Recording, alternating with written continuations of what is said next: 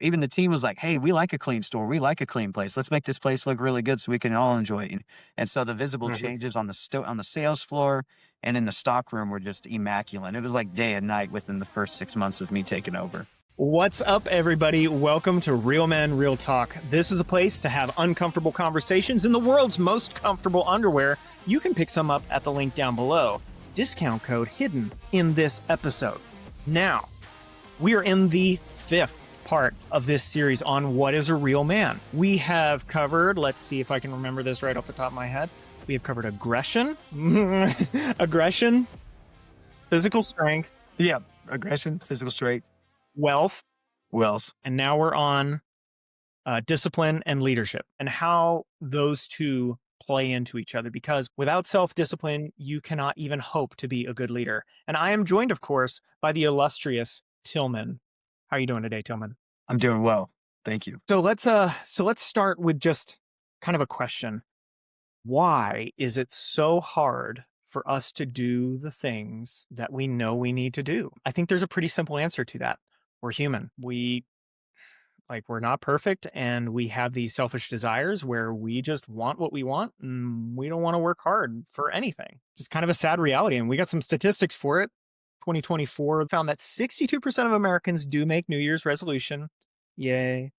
But only 9% are actually successful. Then there's another poll, like a Gallup poll, that said that only 31% of US employees strongly agree that they trust the leadership where they work. The core idea of this whole podcast is that true leadership is obtained through small disciplines leading to larger life change that lead into you becoming the kind of leader that you've always wanted.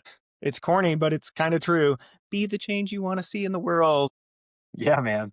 It's true. Yeah, it's a quote for a reason. No, exactly. Okay, so let's get into it. Starting out with this idea, we see like on TikTok and Instagram, we see these people that are really successful. And we think, wow, I just need to become viral.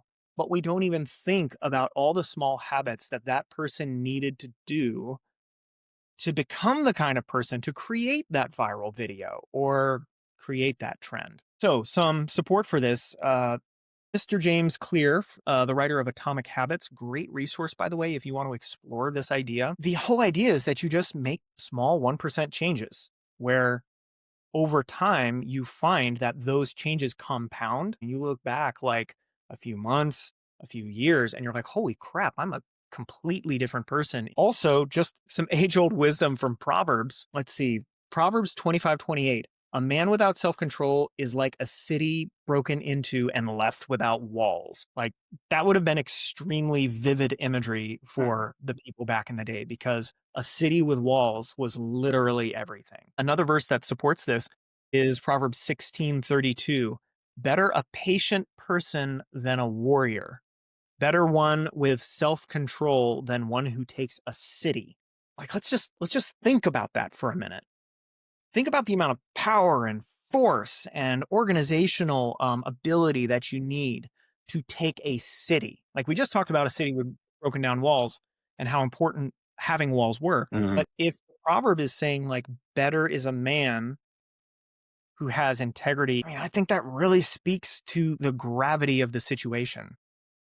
So, Tillman, tell us a story um, of how you at some point in your life had broken down walls, and how did you recover that?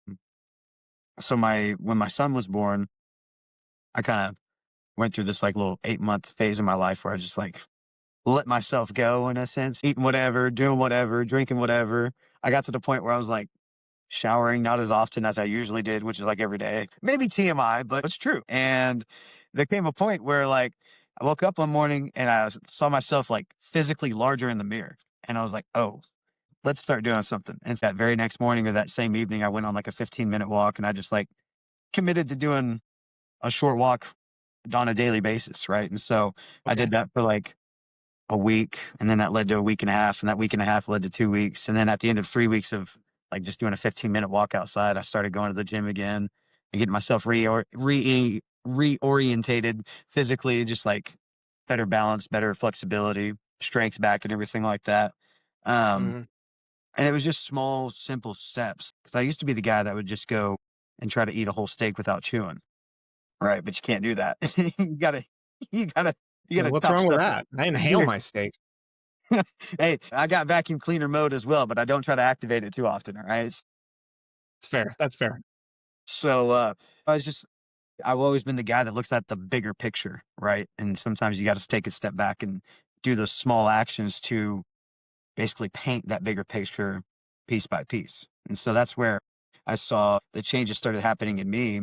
And mind you, my son being born it wasn't like a depressing phase. It was just like a weird phase. Life got busy. So I kind of let myself go. So, okay, so you started to see some changes in your body, and you were also talking a bit about like kind of your attitude Mhm. for your work. Like, what was that like? Because I remember you saying something like you're sort of like checked out in a way.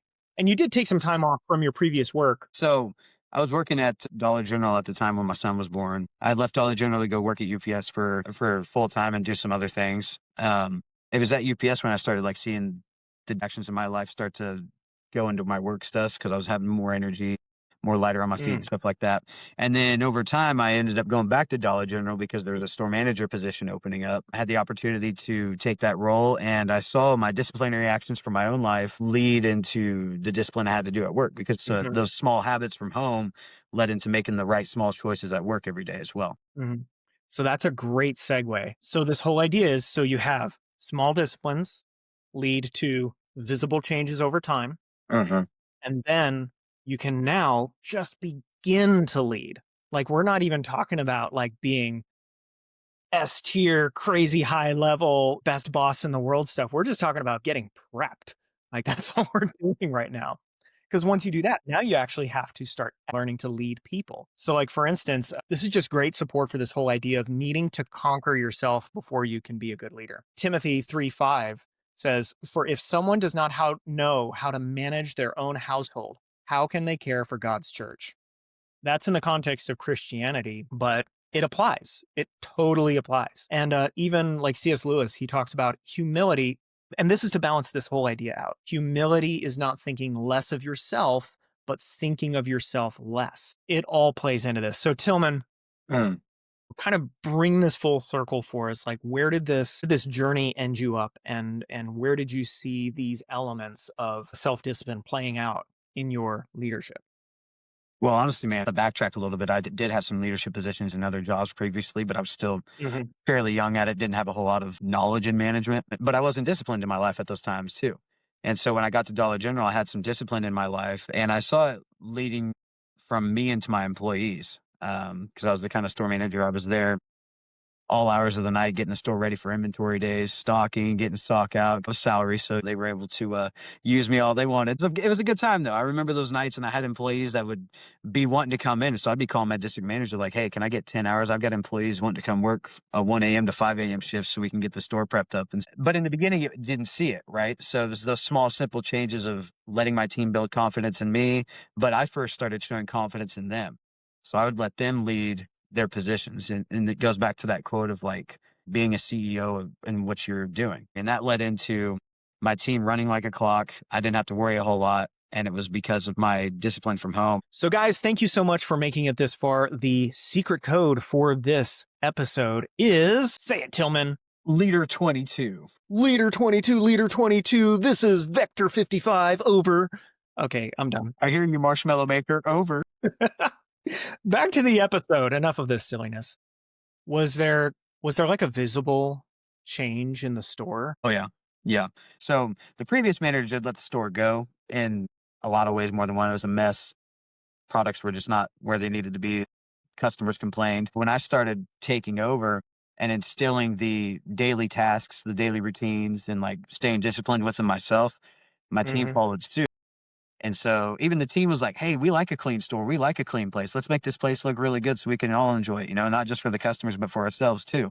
And so the visible Hmm. changes on on the sales floor and in the stock room were just immaculate. It was like day and night within the first 6 months of me taking over. Cool. Yeah, that's a good feeling. And, we were in our store was in a part of the neighborhood where it was probably wasn't the best. There's a lot of people that just didn't really care and stuff like that. And Yeah. so it would Yeah. get tore up pretty quick and stuff would get stolen. But when a good team was instilled and when the store was looking good, theft went down, all of that went away and things just got better. And let me just say this, like the days I worked out, I felt like way better at my job than the days I didn't. So I knew my discipline at home was helping me with my discipline at work. Yeah, that's what I've been finding. The days that I work out, and also like the days that for me personally in my work, the days that I don't pull up like the first YouTube video, the Mhm. first podcast, when I just like leave all that stuff off to the side Yeah.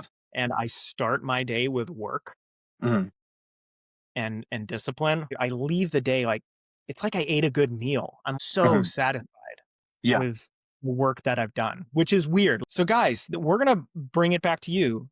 So the challenge for you is, what is a 1% shift, 2% shift that you can make in your lives to rebel against laziness, to become more disciplined? So guys, maybe it would be as simple as like styling your hair, as washing your face, combing your beard if you have one, shaving, like just super, super simple things. So just get really good at doing that one thing that you're not normally very good at, and then move on to the next thing. And what you do is you start to compound these, and they build and they build and they build. And next thing you know, you look back a year from now, 10 years from now, and you're a completely person. So I offer that to you guys. We love you. Like, comment, subscribe. We'll see you later. Oh, you know what? Let me just record this just in case. So guys, next week's episode is going to be about sacrificial love. Literally everything falls underneath the banner, the category of sacrificial love. I am not kidding. I'm not understating it. It is a 100% game changer, this category of sacrificial love. Now we'll end the episode.